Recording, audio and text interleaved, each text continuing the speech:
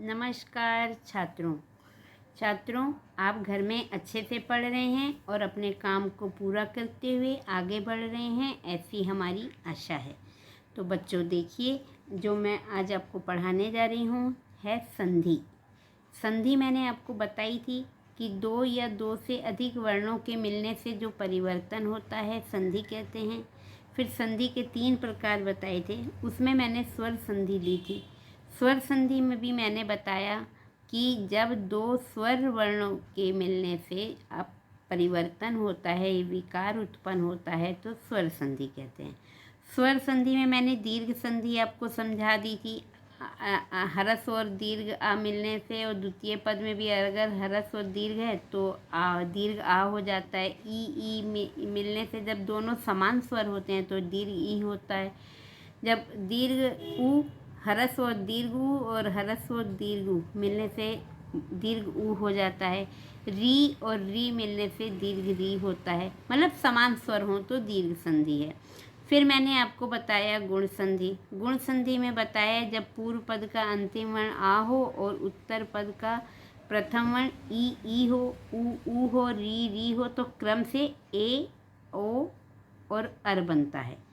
तो बच्चों अब हम आपको वृद्धि संधि बताने जा रहे हैं। वृद्धि संधि में पूर्व पद का जो शब्द है, अंतिम शब्द आ हो, और अगर ए है तो ए हो जाता है, और यदि आ के साथ ओ मिलता है तो इस क्रम में औ हो जाता है। तो बच्चों अब आप कहेंगे कि मैम हर बार हर में आ पहले आ जाता है, ई ऊ या ए ये सब क्यों नहीं आता? तो बच्चों परेशान मत होइए, मैं आपको क्रम से बताती हूँ। हर चीज़ का एक क्रम होता है, तो क्रम से मैं आपको बताऊंगी। अभी तो हम वृद्धि संधि पढ़ते हैं, तो बच्चों देखिए अब मैं आपको वृद्धि संधि को एक पूरे क्रम में बताती हूँ। तो देखिए वृद्धि क्या है? यदि किसी आ स्वर वर्ण का मेल किसी ए हैं या ओ के साथ होता है या विकार उत्पन्न होता है, तो वहाँ पे विकार या परिवर्तन के कारण जो ए और औ क्रमशः हो जाता है तो वृद्धि संधि कही जाती है।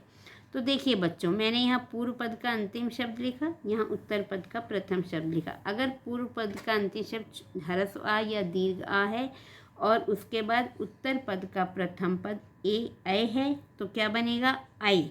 अब आप कहोगे कि मैम ये ए कैसे हो गया? यहाँ पे ए भी है, यहाँ ए भी है, तो ए ही क्यों? तो बच्चों देखिए, वृद्धि संधि का मतलब ही वृद्धि होना है। तो ए और ए में वृद्धि किस में है? कौन सा ज़्यादा बड़ा है? तो हम कहेंगे ए है। तो बच्चों जब हम बताएंगे कि ये ए है तो यहाँ पर क्या हो जाएगा? आ और ए मिलने से ए हो जाएगा, उसकी मात्रा ये है। और फिर दूसरा जो एक कंडीशन है, आ के साथ अगर ओ मिलता है तो यहाँ ओ हो जाता है। देखिए वही कंडीशन। अब ओ में बड़ा कौन सा है? वृद्धि किस में है? तो हम औ में हैं, इसलिए यहाँ पे औ होता है। तो यही वृद्धि संधि का कारण है। अब देखिए बच्चों, मैं आपको एक उदाहरण भी और समझाऊं। आ प्लस ए का ए होता है ना? तो ये वही है, हरस आ हरस ए मिलने से वास्तविक इसका क्या बनेगा? ए बनेगा। तो ये ए वास्तविक रूप है और ये जो मात्रा है ये मात्रिक रूप है। ऐसे ही आ और ए मिलने से भी ए बन गया। बड़ा आ कह लो या दीर्घ आ कह लो, तो ये ए मिलने से ए हो गया। बड़ा आ या दीर्घ आ बोल के बड़ी ए लिखा है तो बड़ी ए ही बनेगा, यानी कि ए बनेगा। मात्रा है तो आपको समझ में आ गया, ये जो ए लिखा है ये वास्तविक रूप है और ये जो मात्रा लगाई है ये मात्रिक रूप है। तो अब उदाहरण देख लेते हैं। संधि, जैसे मैंने संधि करनी है तो सदा प्लस एव की संधि होती है सदैव। लेकिन बच्चों अब ये कैसे आया? ये जो आ है ना, ये आ हो गया, यहाँ पे ए का ए लिख लिया है ना, आ और ए मिलके क्या बन गया? ए बन गया। अब जब ये मैंने आ निकाल लिया तो क्या बचा? सद। अब इसका ये स्वर निकल गया ना, तो ये व्यंजन वर्ण होके द हलंत वाला हो गया और इधर से व का व आ गया। अब देखिए बच्चों, जो ये ए की मात्रा है वो मैंने किस पे लगा दी, द पे लगा दी। तो क्या लिखा, सा अलग कर दिया, द पे मात्रा हो गई वाह, तो क्या बना, सदैव। क्या बना, सदैव।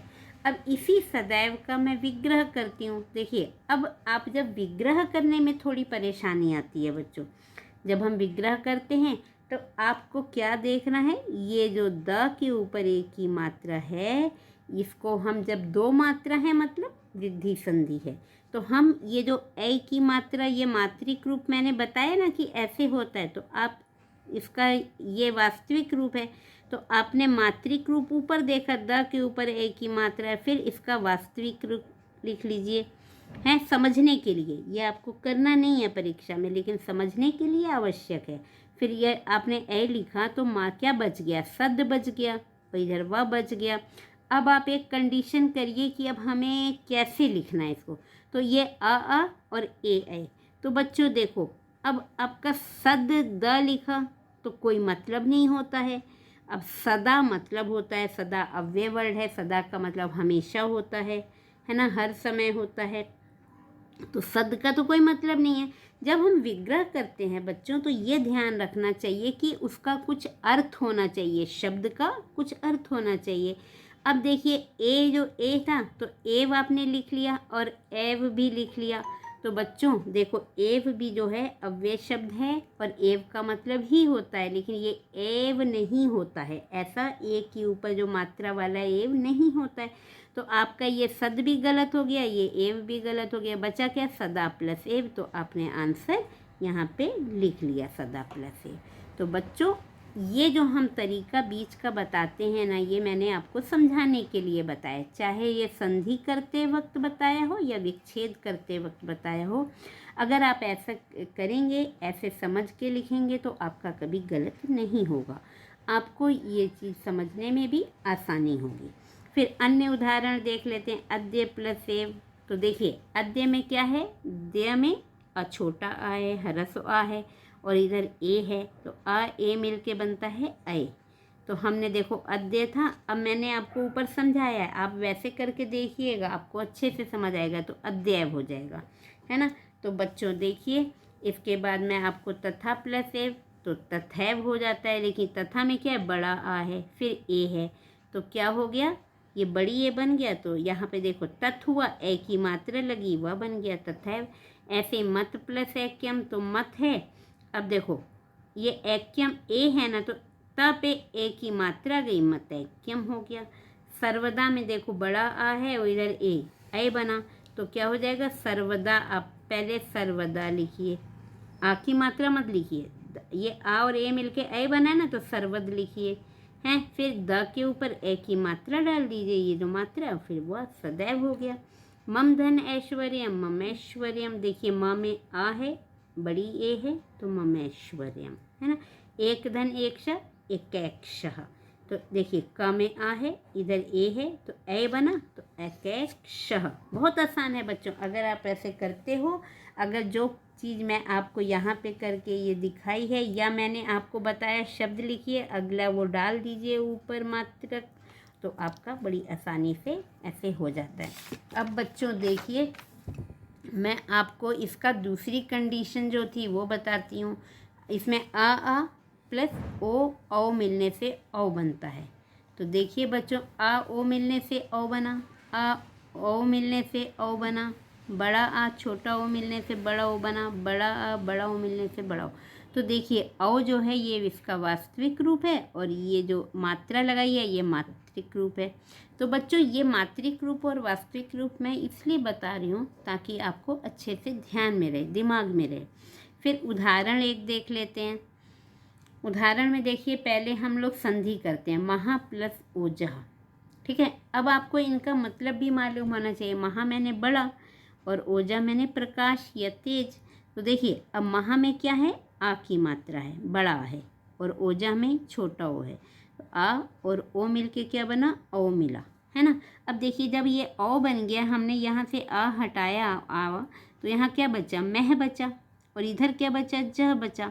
अब आप ये मात्रा जो है ये ह पे लगा दीजिए, म हौ हो गया, और जा महोजा, बहुत बड़ा तेज, बहुत बड़ा प्रकाश, यानी बहुत ज़्यादा प्रकाश।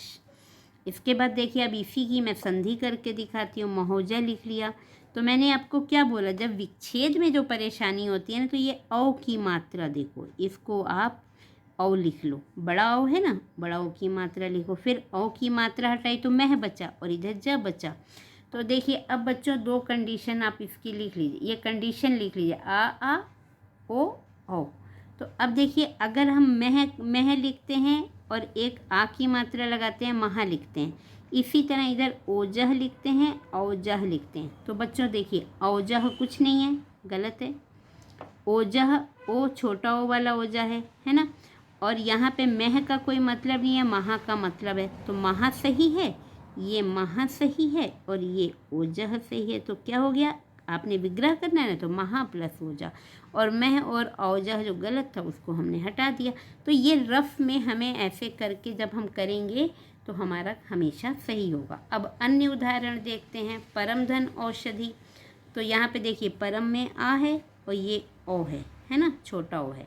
तो आ ओ मिलके औ बना, इसकी मात्रा ये है। अब देखिए अब हमें लगाना कैसे है, तो हमने परम लिख लिया, अब औ की मात्रा लगा दी, परमो हो गया, क्या बचा, शधि बचा, तो परमौषधि हो गया।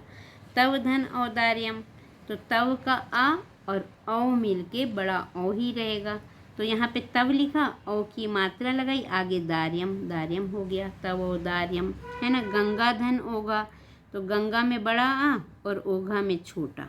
अब देखिए गंगा लिखा, अब आ से औ बना है तो औ की मात्रा लगा दी और क्या बचा, घ, गंगोघा, मतलब गंगा का जो उद्गम स्थल है ना। महाधन औषधि, बड़ा आ और बड़ा औ मिलके बड़ा ओ बना। तो महा का मह लिख दिया और औ की मात्रा लगाई, महो हो गया, क्या बचा, शधि बचा, महोषधि हो गया।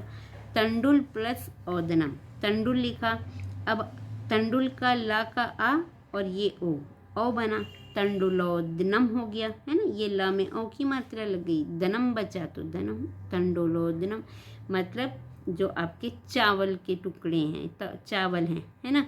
महाधन औदार्यम, आ है, ओ है, बड़ा आ बड़ा ओ मिलके बड़ा ओ बन गया। तो मह लिखा और औ की मात्रा लगाई, क्या बचा, दार्यम, महोदार्यम हो गया। तो देखिए बच्चों ये जो मैं बता रही हूँ ना, इस पे अगर आप ध्यान दोगे तो आपका कभी गलत नहीं होगा। अब हम कुछ अभ्यास कार्य को कर लेते हैं। तो देखिए इसमें पहला, सहसा प्लस ए, वृष्टि आगता। अब देखिए सहसा में आ है ना बच्चों। देखिए अब मैं कुछ पहले आपको यहाँ पे उदाहरण बता रही हूँ। सहसा है आपका, क्या है, सहसा प्लस ए, है ना।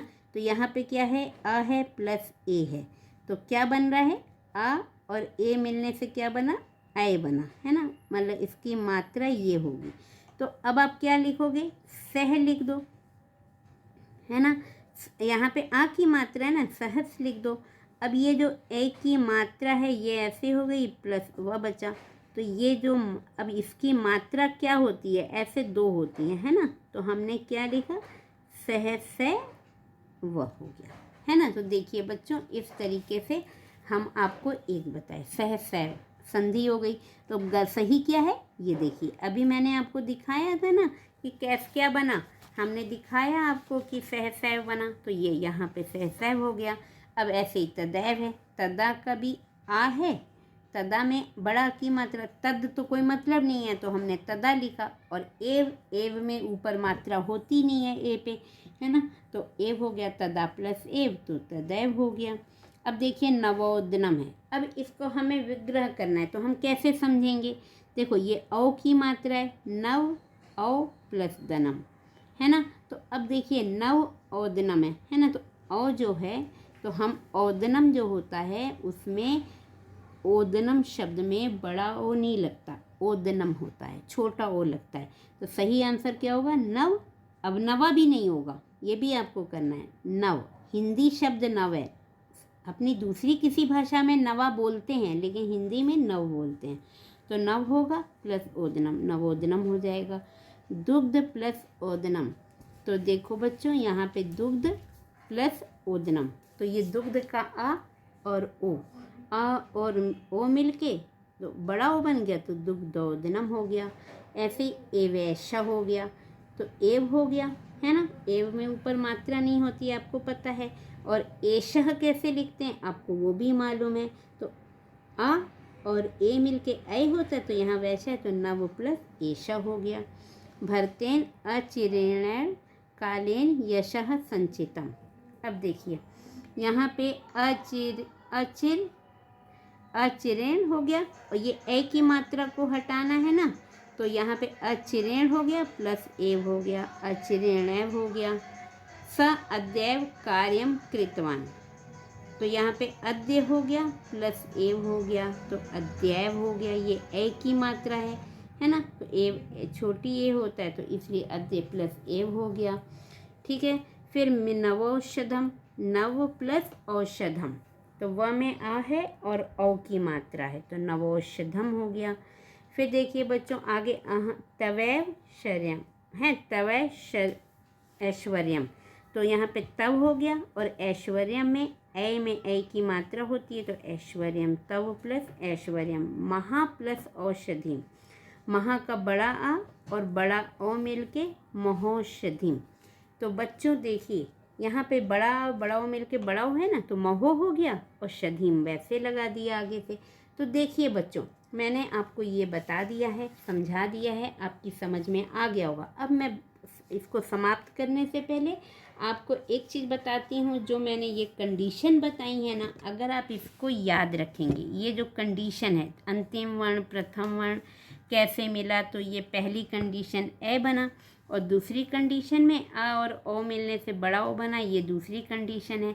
लेकिन अब एक चीज़ और देखिए, मैं आपको गुण संधि में एक शब्द लिया है अखिलेश, तो यहाँ पे ये जो ऊपर ए की मात्रा है, ये इससे हमें समझ में आ जाता है कि एक मात्रा है, तो ये गुण संधि का नियम है, तो हम छोटी ए बनता है। आ और ई मिलने से क्या बनता है, आ, ये आ और बड़ा प्लस छोटी ई, और बड़ी ई मिलने से क्या बनता है, ये छोटी ए बनता है। तो ये नियम गुण संधि का है। इसी तरह देखिए सूर्य प्लस उदय है, तो इसमें सूर्य में छोटा आ है, अब छोटा आ बड़ा हो, या और आपका प्लस छोटा ऊ बड़ा ऊ हो, तो क्या बनता है, ये आपका यहाँ पर छोटा ओ बनता है। तो यहाँ सूर्य प्लस उदय में देखो ये आ है और ऊ है, तो क्या बन गया, ओ बन गया, सूर्योदय।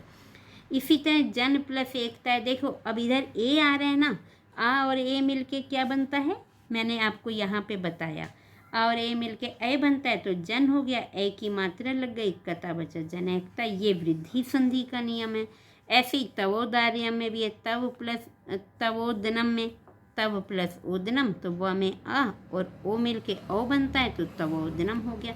तो बच्चों ये मैंने आपको समझाने के लिए गुण संधि का नियम कैसे है ये दोनों बताए, और एक वृद्धि संधि का एक एक और उदाहरण बताया। तो यहाँ पे अगर ये आप समझ लोगे ना, तो आपका कभी भी गलत नहीं होगा। ये देखो ओ और ये जनैकता में ए, बड़ी ए और बड़ा ओ, ये ध्यान रखने से वृद्धि संधि एकदम क्लियर हो जाती है। इसके बाद भी बच्चों अगर आपको कोई बात समझ में नहीं आती है, तो आप हमसे पूछ सकते हैं, समझ सकते हैं, और आप निसंकोच पूछिएगा, ठीक है, कोई डरने की आवश्यकता नहीं है। धन्यवाद।